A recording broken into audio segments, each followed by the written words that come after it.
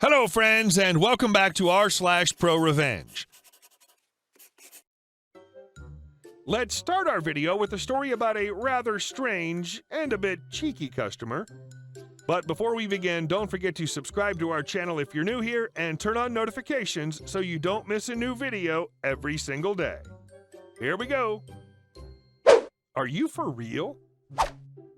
A few weeks ago, an older gentleman customer comes into my store because on Thursday evening, I told him the product he was after would be on the shelf in the morning. Our forklift broke down at 8:40, store opens at 9, guys outside at 8:30 when I show up. I apologized when we open about it not being on the shelf, but it'd be a few minutes if he was willing to wait. Shift supervisor holding up the counter shooting the breeze with me, customers forming a line. Old guy was trying to figure out how he can get his product now. He actually asks, if I pay now, can you bring it to me later? Me. I don't get paid for delivery. I'd have to charge you. Surely he isn't for real. I only live like 3 blocks from your house. Small town. I'm aware, but I still don't get paid for delivery or off the clock. I'll have the product on Monday as well. What if I come pick it up from your place? The shift supervisor straightens as I guess the look crossed my face. I think not. I value my privacy, and again, that's me working off the clock on my time. It's not going to happen. Please come back later or on Monday. Well, now you're just being hard to get along with. An angel with RBF shoved her goods directly in front of OG. She smiled and very over the top asked me how I am and how my family is. I very over the top start to go into my weekend plans and ask her about her family before Senior Moment figures out he's no longer welcome. She said, I think we have the international get the F away from me face. I didn't think you'd mind the rescue. I offered her a product on the house. Haven't seen him since. Honestly, 10 minutes after he left, still only like 9:30, we had product on the shelf. And our second story. Always let karma have her last word. A few years ago, I lived in Germany, EU, and wanted to spend winter holidays in my homeland, Serbia, which is not in the EU. I packed my 3 kids in my back seat. The twins were less than 2 years old, and the elder daughter was 7. I drove from Hamburg to Hungary, where I had to cross the border to enter Serbia. However, due to the holiday season, the line with cars and buses was more than a kilometer long. The waiting time was several hours. There was no other option but to wait patiently and move slowly forward 5 meters at a time. As time went by, my kids got restless. I had to feed them, change their diapers, calm them down. Any parent who travels with toddlers knows this situation well. As I was focused on them, I didn't notice that 2 buses went through the border and that I had to move my car forward some 30 to 40 meters. 3 cars behind me used this as an opportunity to slip by and get in front of me. By the way, such a thing is not allowed before a customs border. I noticed it and went out of my car. I said to them that their conduct wasn't fair. I had 3 small kids in my car, and I wasn't using that situation to my advantage. And if I could wait patiently for my turn, so could they. They all ignored me. I didn't tell them that this conduct is illegal, as I thought that everyone knew this. There were several signs that warned the drivers not to drive around and pass a car in front of them. I didn't have time or energy to argue with them, so I got back into my car and thought, if I can wait for 6 hours, then I can also wait for 6.5 hours. Some 15 minutes later, 2 customs officers patrolled down the line of cars, for some reason unknown to me, probably routine, I can't tell. They looked into each car, and when they saw my toddlers on the back seat, one of them told me that they would immediately open the second gate to speed things up. Hungarians are great, aren't they? 3 drivers from those cars in front of me heard this. They were outside having a smoke and rushed back to their driver's seats. I knew what was coming. I started the engine and let the 3 of them block my way, cut me off, and park in front of the second, newly opened gate. I slowly left the first line and parked my car behind them. I had a gut feeling that my sister Karma, the bee of bees, was about to act. Those 2 custom officers saw what happened and let the 3 cars through the gate, but they also told them to park their cars at the lots inside the customs border. Anyone who ever crossed the Hungarian-Serbian border knows what that means. They were going to search all 3 cars and their passengers and baggage thoroughly, which meant hours and hours of waiting, answering endless questions, unpacking, packing, and all sorts of annoying stuff. When I arrived at the gate, the customs officers greeted me and asked for our passports. "What's the purpose of your travel?" one of them asked. I told him, "I want my kids to spend this Christmas with their grandparents in Serbia." He stamped our passports, greeted me, and wished me safe travel and Merry Christmas. As a Christmas gift for my kids, he promised that they'd keep the 3 cars at the customs border for the next 6 hours at least, and that they'd have to pay a really nasty fine for their misdemeanor. The second customs officer said, "I hope you enjoyed your stay in Hungary, ma'am."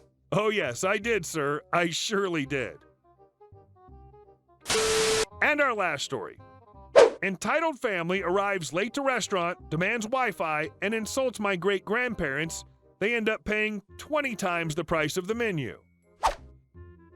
This took place a couple of years ago when I was 17, and I used to spend part of my summers helping in my grandpa's restaurant. The restaurant was located on the bottom floor of our family house in a little Spanish village, 30 inhabitants, and my great-grandparents, the parents of my mom's mom, lived in the upper floor. In the restaurant, my great-grandmother and my grandma were in charge of cooking, and my great-grandparent and granddad were in charge of attending to the tables. It was kind of small, as it had like 8 tables of 4 on the inside, and we could set another 2 outside if the weather was good. As the restaurant also served as a bar, it was filled with locals, as many of them were retired, and they used to spend the whole day playing cards and drinking beer and wine. So although it was a small location, in summer it was usually full of people. Also, please have in mind that my great-grandparents founded this restaurant in the year 1941, therefore it was well known and had a good reputation among the locals. I'm also proud to say that my great-grandparents were very loved in their community, as they were really great people. Although it was quite a remote place, in summer we used to get like 4 or 5 groups of tourists per week, and the rule was that my brother and I were in charge of serving their tables, as we were the only ones who knew any other language than Spanish. Our opening hours at the time were from noon to 10:30, but the kitchen was only open from 1 o'clock until 3 o'clock, then from 7:30 until 9 o'clock. We only served one menu, composed by a starter, 2 main dishes, dessert, and cider or water. So now for the story. For convenience, I'll use the following abbreviations. EM is entitled mother, EF is entitled father, SK is spoiled kid, 7 years old, GGP is great-grandparents, M is me. It was around 4 o'clock, therefore most of the customers had finished eating and were chatting over a cup of coffee or some liquor. My grandparents and great-grandparents were still eating as they waited until everyone was finished. Therefore, my brother and I were in charge of serving the tables just in case anyone wanted something else to drink. Suddenly, we hear a car outside and I can hear a woman loudly speaking in English. As soon as they enter, this happens. EM, we'd like to have a table. X and Y from the hotel told us this was a great place to eat. Me, I'm sorry, ma'am, but the kitchen's already closed as it's kind of late. Yes, it is late because we got lost in these damned roads. Is it so difficult to put proper signals? Also, we have a little kid that's hungry. Oh, I'm sorry to hear that. Let me check if I can do something for you. I then went inside and explained the situation to my grandma, who told me to attend to them as everything was already prepared and it'd just be heating the food. Well, are you going to give us a table or not? If the kitchen's closed, how is it that those people are eating? Pointing to my grandparents. At the moment, I thought she was behaving like that because she was kinda hungry and I wasn't really used to dealing with rude people, as the majority of tourists used to be really respectful. Well, those are the owners, so they can eat whenever they want. I said this while laughing a bit. Anyway, I've just asked them and you'll be able to eat too, so please follow me to your table. They follow me to the table and I explained that there's only one menu. They started devouring the bread, so they were a bit rude because they were hungry theory seemed to be confirmed. As soon as I bring the starter, EF demands to have the Wi-Fi password. EF, hey, we've seen that there's a Wi-Fi network. What's the password?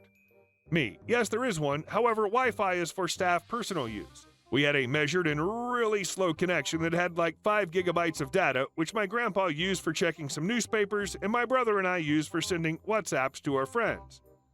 EF, that's bullcrap. We're paying customers and we deserve to have access to your Wi-Fi. EM, yes, our little angel wants to watch some videos. We don't have any kind of internet access here.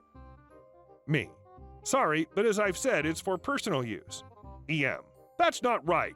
This would be unacceptable in America. Me, well, I'm sorry to inform you, but we're not in America. The EM tells something to the SK, and then he starts running around the restaurant, stomping his feet and shouting. My great-grandparent comes to me and asks, "What's happening?"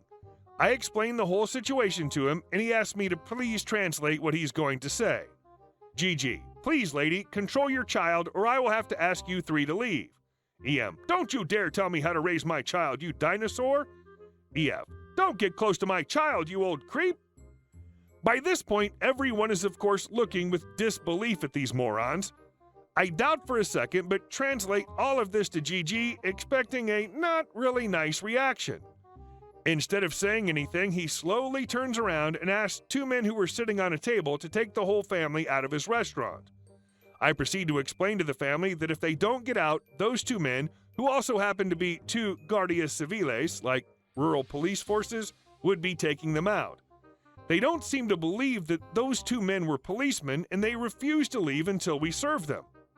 Finally, both men showed up, showed their plaques, and asked them, in their best English, to leave. EM, EF, and SK finally stand up and leave. However, as they were leaving, the policemen realized that they'd parked in front of our garage, blocking it, in a zone signaled as a no parking zone, so they decided to ask for their rental car papers while taking a couple of photos and giving them a €200 fine for blocking a private property garage. Hey guys, thank you all for watching the video. I'll see you in the next one.